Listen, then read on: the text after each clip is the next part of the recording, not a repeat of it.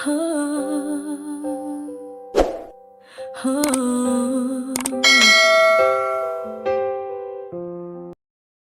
guys, nagluto tayo ng buldak. Ang nilagyan ni Amo. Bumili kasi siya ng isang pack. So, bigyan ako ng isa. Bigyan ako tubig. Tapos lagay ito na.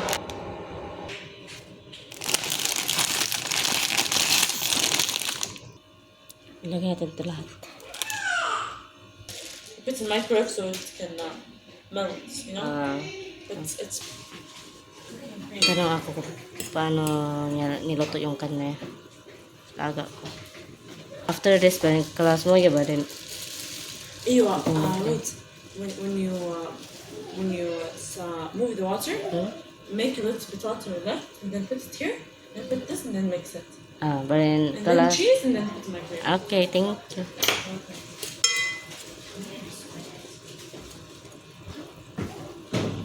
So, ito yung gawin natin na cheese. Gamit tayo ng cooking cream. Kasi na-try ko yung ano niya, lasa. Nung nagluto yung alaga ko, na-try ko yung lasa niya ang saan. Kaya try natin. Ito na, tinanggalan ko na ng tubig yung crowd. Yung cooking cream. Lagyan ko ng cooking cream. Kunti lang.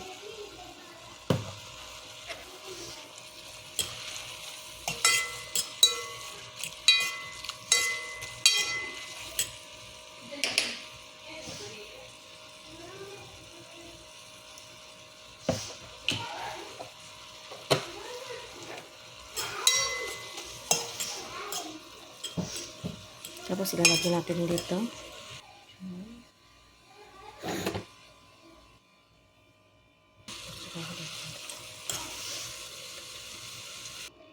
Dito na ko na nilagay sa plato. So, ito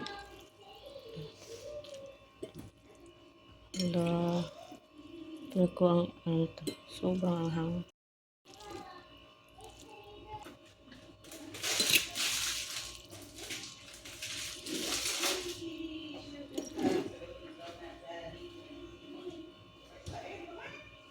Tapos lagyan ko ng kalahati ng cheese. So, ito na yung itsura niya. Tapos, di ko nalagay ito sa sa oven kaya nag-melt man ito siya. Ito na yan.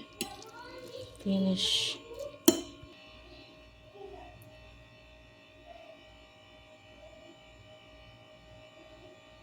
Ito na siya. Sarap.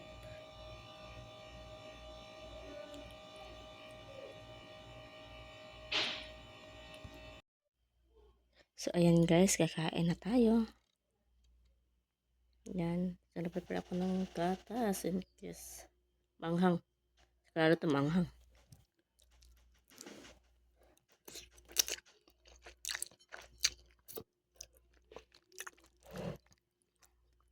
Sarap niya.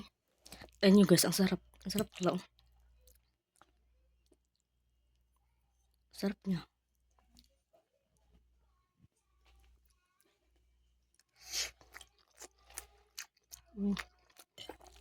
Ang siya pero may pagka yung lasa niya ba not just pagka sweet. Sarap.